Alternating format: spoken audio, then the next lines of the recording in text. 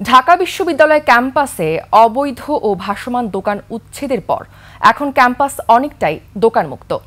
একই সাথে ভাসমান মানুষের উপস্থিতিও কম, তবে বহিরাগতদের চলাচল রয়েছে ক্যাম্পাস এলাকায়। আরেফিন শাওনের রিপোর্ট।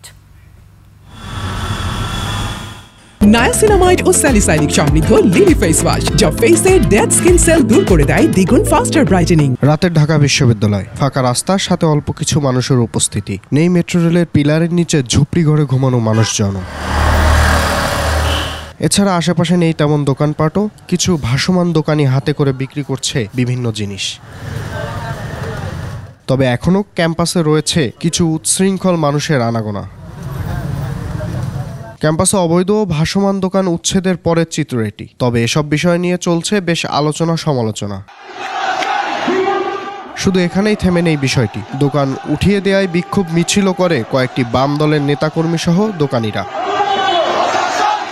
এর আগে গত 23 অক্টোবর বিশ্ববিদ্যালয় প্রক্টোরিয়াল টিম নিয়ে ডাকসুর 2 নেতা এই উচ্ছেদ অভিযান শুরু করে। আরেফিন শাওন, 21 টেলিভিশন, ঢাকা।